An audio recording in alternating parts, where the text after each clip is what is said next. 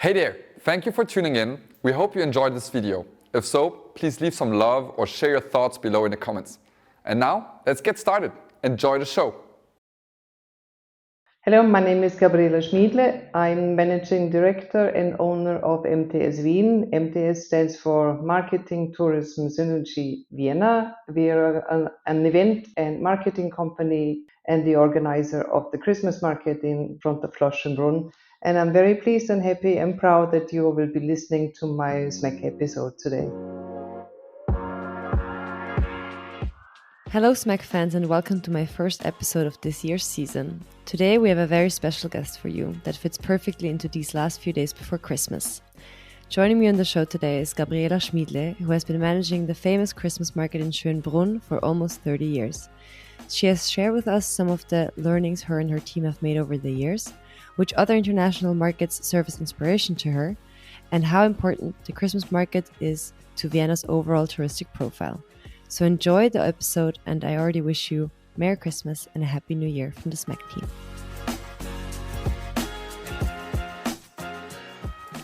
Welcome, Gabriela, to SMAC, to your own SMAC episode. I'm very happy you're here. And I would say let's jump right in. You're the owner and founder of MTS-Marketing Tourism Synergie Vienna, and I think you are turning 30 years old this month, if I read that correctly on LinkedIn. So first of all, congratulations on that achievement. Thank you. I'm not turning 30. No, not you. It's my company. But you did start it quite early in your career. So maybe you can share a little bit about how that came to be, how you decided to actually found your own company, because that's always usually an interesting story. With pleasure. Well, I graduated from the Tourismuskolleg in Innsbruck quite some time ago. And then I started working in the hotel business. After, I think, 6 years of hotel business, I changed to the tourist office St.Anton am Vorarlberg.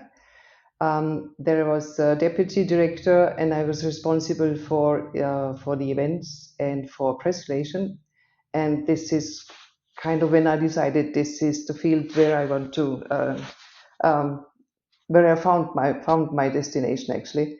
Then I moved to Vienna and I started working at the Congress Center, at the Hofburg Congress Center. And in these 2 years, I the urge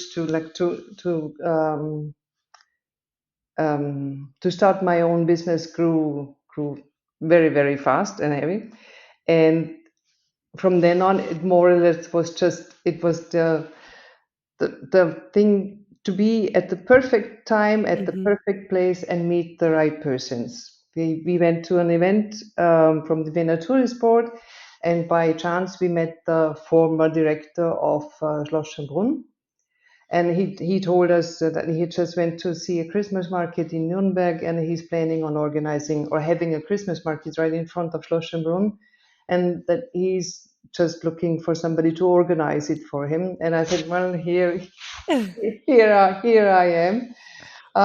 Then we started planning the concept, and we drew the budget, presented it to the Schönbrunn company, and we finally got assigned the duty and the pleasure to organize the Christmas market in front of Schloss Schönbrunn. And this was like the contract with Schönbrunn was the start of our business.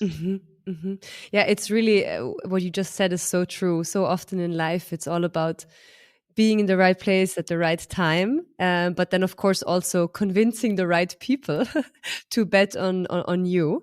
And you know, as I am now living in Vienna for 3 years, and I think it's crazy to me to think that the market in Schönbrunn has only, let's say, been around for that amount of years, because it's such a perfect venue for a Christmas market. And it's just so picturesque and yeah, it's really a winter wonderland. Well, minus the snow sometimes, unfortunately, probably. But so yeah, it's definitely a good idea that you guys started that. because it's one of at least my favorite ones, and well, I assume your favorite ones as well. And every time I have people visiting and we go there, they are blown away. So congratulations on that achievement, and on having it run so long and so successfully. Is it going to be how does it work with the contracts? So do you know that it will be happening for the next foreseeable future for sure, or do you always have to convince certain people again and again? No, actually, this is my last Christmas market. Okay. Um, we well, the Christmas market turns 30 this year, and we will have the Easter market again next year Hmm. in March, and afterwards I will close my company and start my retirement, because the reason for it is that the Schönbrunn group decided they want a new concept and a new strategy and a new version of a Christmas market, Hmm. and so this is why this is my last Christmas. Well, then I'm happy we caught you right on time. Mm. And did you plan anything special for your last edition? Is there going to be any special surprise? No, we just celebrate this year's Christmas as it is. We just try to welcome as many guests as possible, and we have some small events, or we celebrating our exhibitors actually, because for some of them it's also Hmm. probably the last Christmas market in front of Schloss Schönbrunn. So this is our main focus actually. Hmm. Hmm. And so take us a little bit on a journey over the last 30 years in terms of Mhm. did some of the, like, how did it change in size in terms of vendors? Were there many that have been with you since the beginning? Did the focus maybe on the vendors change a little bit? So maybe was there more food in the beginning or less food? I know that there's a strong focus, or at least that's my impression when I always go. There's a strong focus as well on um, local vendors Handcraft. with, yeah, especially. So yeah, maybe you can share a little bit about the different strategies that you and your team have taken, because yeah, the world changes quite a bit in 30 Yeah. Well, we started in 1994 with 46 exhibitors, which is quite small. Now we have 81 exhibitors. The opening hours were completely different. We had opening hours from during the week from from 2 o'clock till 7 o'clock, and now it's 10 to 9 o'clock in the evening. Um, in 1994, there were only four bigger Christmas markets in Vienna, years. Hmm. and now there are 14. There used to be, before COVID, there used to be up to 20 Christmas markets. So the industry of Christmas market tourism has changed quite a Hmm. lot. When we started in Schönbrunn in 1994, Schönbrunn had approximately 2,000 visitors per day. Now it's 8 to 10,000 visitors per day. And I have figures from the Vienna Tourist Board that the overnight stays increased from 86 to 2016 by Hmm. 240%, Yes. which is quite a lot. Significant. Yeah. Yes, definitely.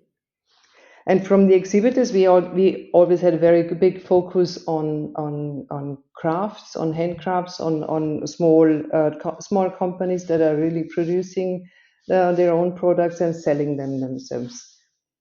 And there has to be a good mixture of handicrafts, um, Christmas decoration, and especially food. No?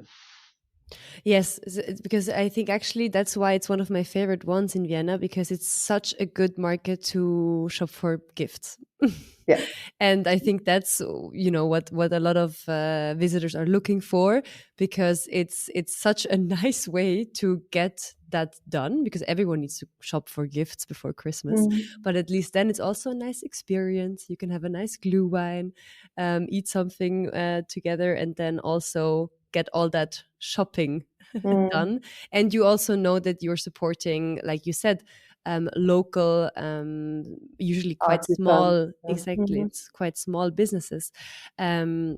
So that's very good. But yes, of course, it's an amazing growth, let's say, that the city of Vienna and also, of course, the Christmas markets have undergone. How did you experience that, let's say, increase of competition also to a certain extent? Do you think there's always been enough space for different markets, for different concepts? Are there also some that are targeting a quite a significant niche, and that's why they can all coexist? But I think this the most important thing is that they differentiate that not at all markets. If we find all the same products or the same exhibitors at all markets, Mhm. this so-called Christmas market tourism is obsolete. But as it is now, I think that all the Christmas markets have found their own niche, and have found their own products and also the visitors. So I think at the moment it does function like this very well. Mhm, mhm. And do you know, or do you maybe get any numbers from, let's say, the Vienna Tourism Association on how important actually the Christmas markets are for the city of Vienna? Because in my personal, let's say, how I experience it is that the Christmas markets in Vienna, they are almost as famous or as famous as, for example, the one in Nuremberg is quite famous as well. There's some others, I think Colmar, and so there's a few. But in Vienna as well, I have so many friends and family they are visiting, especially during this time of the season of the year, because they say it's just nowhere as nice as in Vienna. So I'm just wondering, yeah, if you can share a little bit, or if you do have any information from officials that have any numbers to show how important it is for the broader perception of Vienna as a city. Well, I think that the Christmas markets, meanwhile, play a very important role in tourism in Vienna and all over Austria. Um, Vienna is the Christmas city in Europe, and like for example, our Christmas market, we have approximately 1 million visitors. Mhm. I know that the one at the Rathausplatz has approximately 3 or 3.5 million visitors. Mhm. So and the city is booked very well. The Mhm. hotels are very well booked. It's very important for the restaurants, for the hotels, but also for the retail business. Mhm. And well, one number I know that which is done by the Chamber of Commerce. They said that the visitors at the Christmas markets spend approximately 22 euros per person, Mhm. which is, I would say, quite a lot. Quite Yeah. significant. Yes, definitely. And that's also my experience, right? Because you go to one Christmas market, then you go for dinner, then on the next day, usually if you're in the city for quite a few days, you go to different Christmas markets, and everyone in the family or in the friends group always wants to see a different one. So I think they can coexist very, very well, and they do play a big role on the broader economy, like you said, because of course at one point you're also done with the Christmas market vibe, so maybe you go into the city and go shop in a retail store. So I think the impact on the broader economy is not to be forgotten. And do you yourself have, let's say, a favorite Christmas market outside of Austria, or one that you have been to and that you were really impressed by, where you saw something that you also wanted to maybe implement at the one in Schönbrunn? Or yeah, because you look on Christmas markets with very different eyes than, let's say, us untrained tourists. Mm. Well, we usually visit other Christmas markets, either in Austria, in Vienna, but also in the neighboring countries. Mhm. On one hand, to find the inspiration, or to find new exhibitors, for example. And we also visit the markets in summer sometimes, which is also quite interesting, like handicraft markets or pottery markets, for example. One of my favorite markets is the Roncalli market in Hamburg, which is, in my opinion, really very, very special. They have very, very, very well selected exhibitors. It's a beautiful decoration, perfect setting. Really enjoy this one. And another one with a completely different concept is the one in Berlin at the Gendarmenmarkt, which I really enjoy as well. Why is it a completely different concept? Because it's in the city, but you have to pay an entrance there, and we have two separate parts. There's one big tent with all the crafts and artisans, and there are tents outside with other exhibitors, which in my opinion is a very nice concept. It works out very well. Okay, yeah, because that's what I can imagine, that you're basically, even when you're maybe on your free time, leisure time, exploring other cities, you're always scouting, let's say, and maybe also recruiting for your own. And then let's talk a bit maybe more about also your company in a broader sense. So you started with the Christmas market in Schönbrunn, and then how did you grow from there? Because you also have, we just talked about the Easter market briefly, and I think also some things in the Museumsquartier here in Vienna. So maybe you can also share a little bit about how that evolved over time. Well, when we started our company, we had two companies. We had one in Vienna and one in Maishofen in Salzburg. And we were, our portfolio was much broader. We did tourism marketing for hotels, for resorts. We had different all different kinds of concepts for holiday tourism as well. We did organize events such as the Access, which is a congress, a fair and congress for the meeting industry. We had choir concerts organized in front of Schloss Schönbrunn. We used to do the press and marketing for the Vienna coffee brewers. So it was quite a range. And then in 2008, we decided to split our company into two companies, and this for me was then the reason to reduce our portfolio to our core competence, and the core competence is organizing markets or market similar events and do the complete marketing, press and organization for that. And like on the other projects that we have is we organize the Christmas market in Schönbrunn, the Easter market in Schönbrunn, we organize the Christmas market in Schloss Hof, and then we have two smaller markets. One is called Potz and Blitz, which is a ceramic and pottery market in the Museumsquartier, and we have the so-called Weihnachtsquartier, which is a 3 days design Christmas market in the Museumsquartier in Vienna.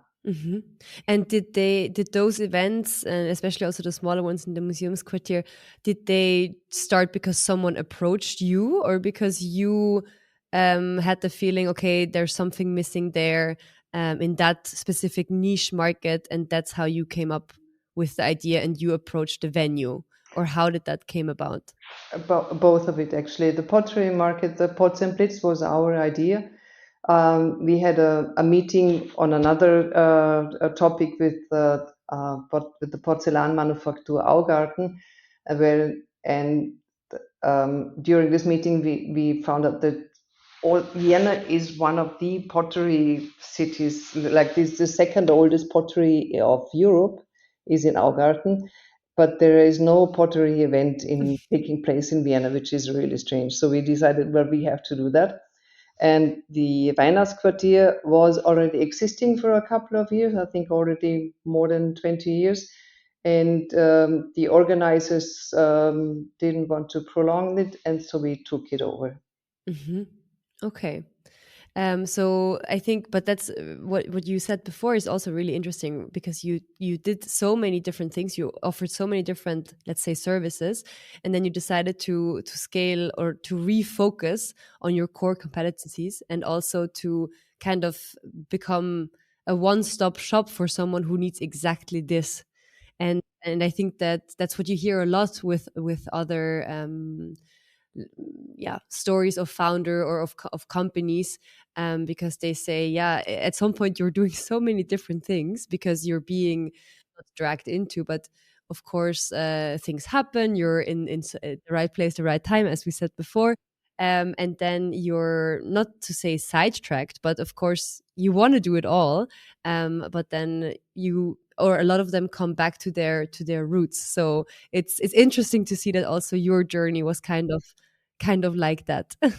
I think that was one of the most important decisions, to reduce it to the core Hmm. competence, because there's so many very, very interesting and perfect projects around, but you can't say yes to everything. Hmm. It doesn't on the long run, it doesn't work out. Hmm. Hmm. And maybe to come back to something you said earlier, I don't want to talk about COVID too much because it's, well, a sore topic for, it's been on our minds for so many years. But it's interesting because you said before COVID there were, I think, above 20 Christmas markets in Vienna, and now there's 14, if I But remember correctly. yeah. Yes. So which ones? I mean, you don't have to name them, but what do you think was the deciding factor for the ones to survive, that they did survive, and the ones that didn't? Why did they not?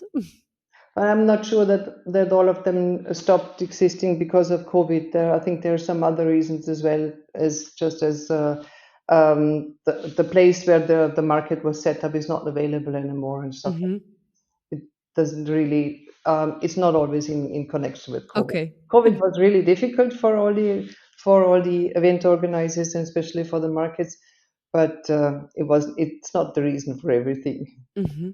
And maybe you can share a little bit about your first, let's say, COVID season, and like the mechanisms or the things that you had to change, or how you had to navigate those, let's say, challenges. Because if I remember correctly, it was possible to go, but then there were certain restrictions, or sometimes I think for some markets there were entrance restrictions in terms of number of people.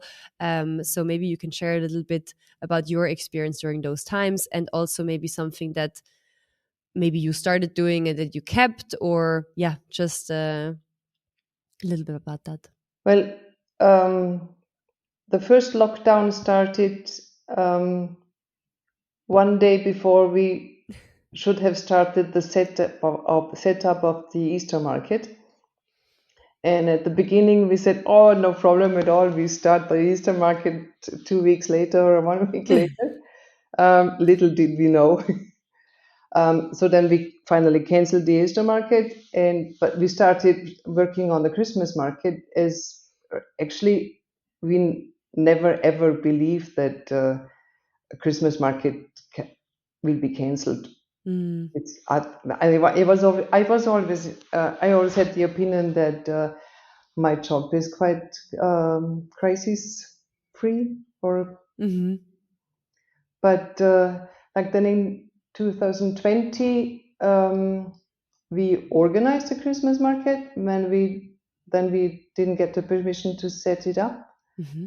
and I think in end of November then they finally decided that no markets will take place. Hmm.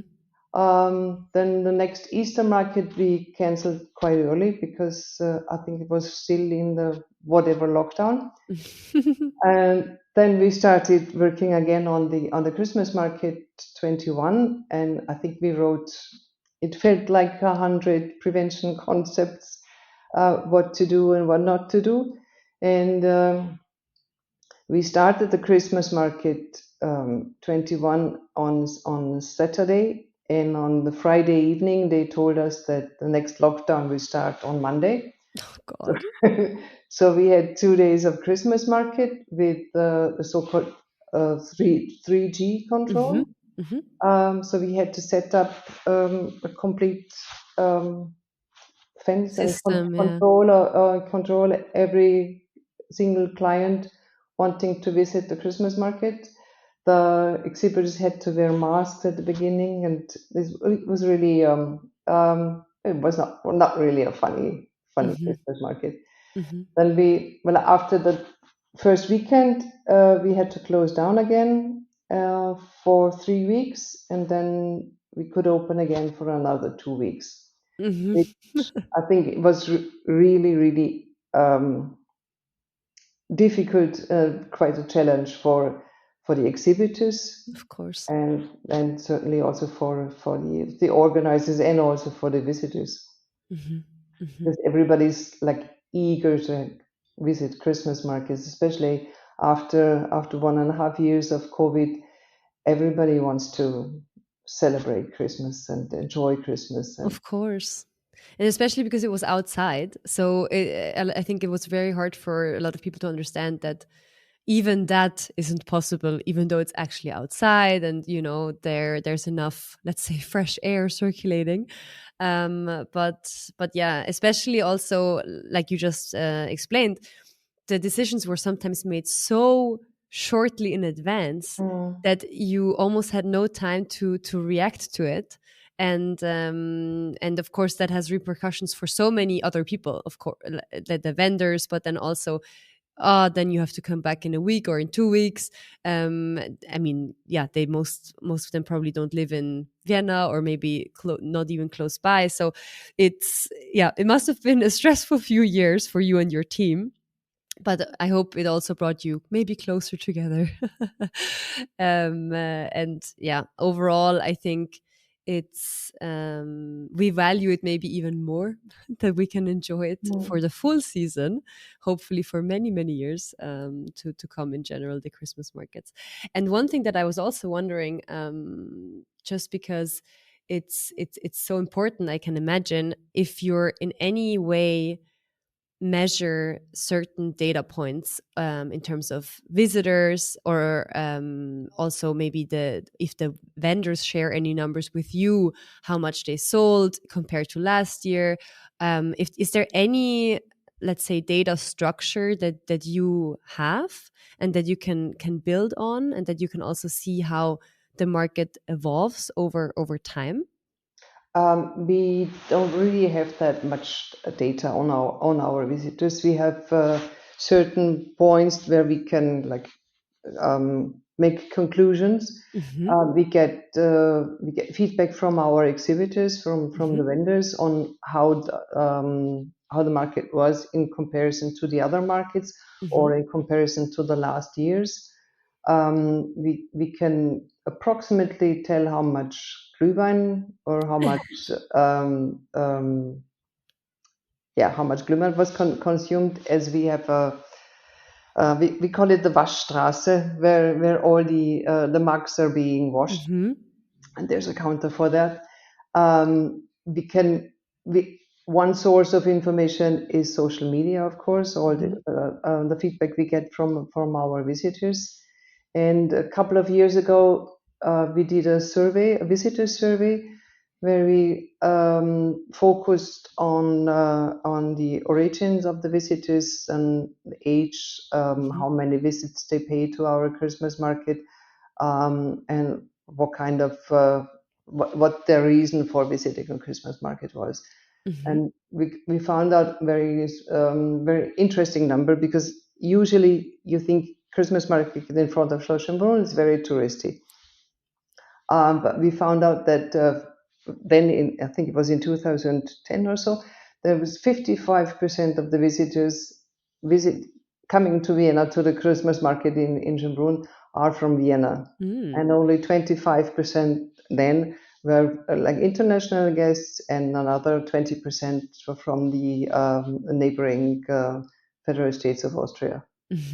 Okay. I mean, yeah, but that's what I mean. I think that's why it's interesting to measure certain data points, because, of course, let's say someone from outside of Austria has a different probably goal or taste in terms of what they're looking for, what they want to eat, what they want to experience, what kind of gifts they are looking for, maybe.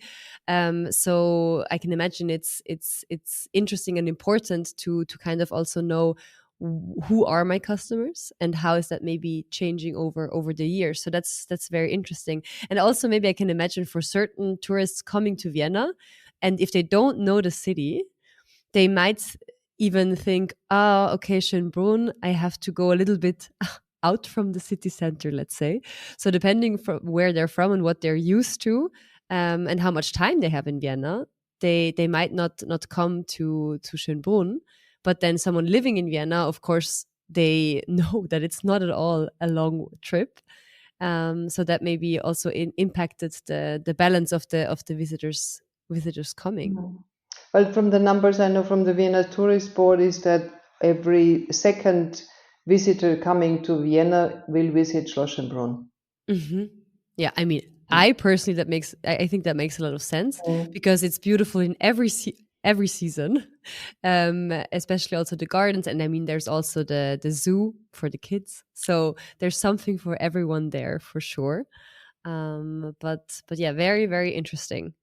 And so we're coming closer to the end of the episode, and I also want to ask you for your, let's say, personal ranking from, because you already told us which ones you found inspiring outside of Austria, but within Vienna, apart from your own, of course, is there a Christmas market, or are there some Christmas markets that you would suggest and recommend to people visiting Vienna for the first time, to get an experience of maybe also the different ranges of what the Christmas markets here have to offer?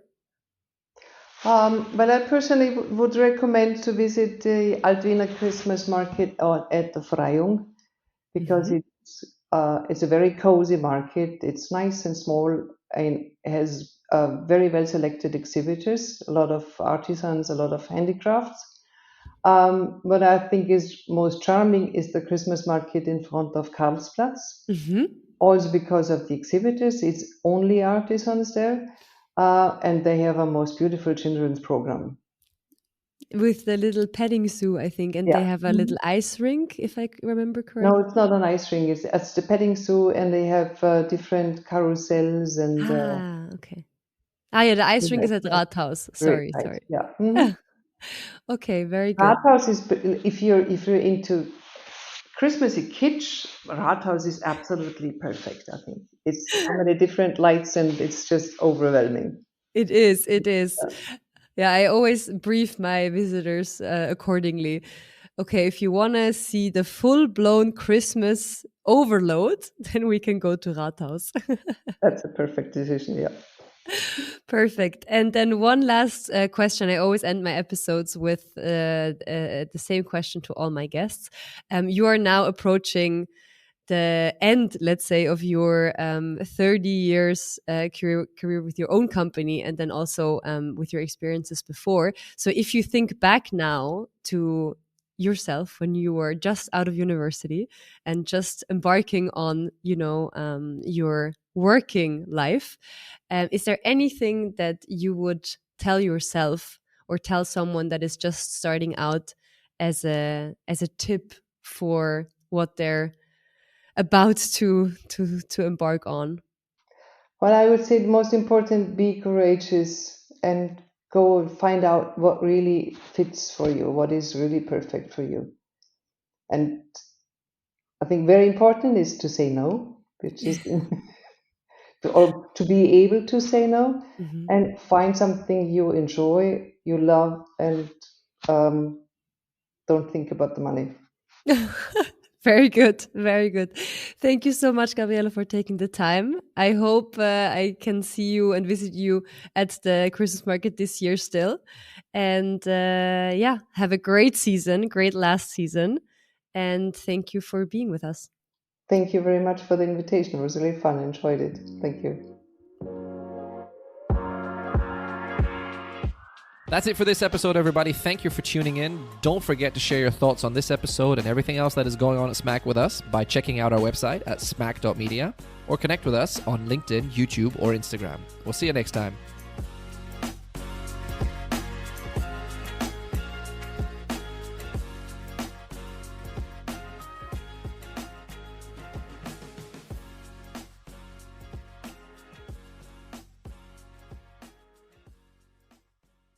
Wow, great that you're still here, and I hope you enjoyed this video. And there's much more where that came from. Check out all of our content on our social media. You can just subscribe here below. Thanks, and see you soon.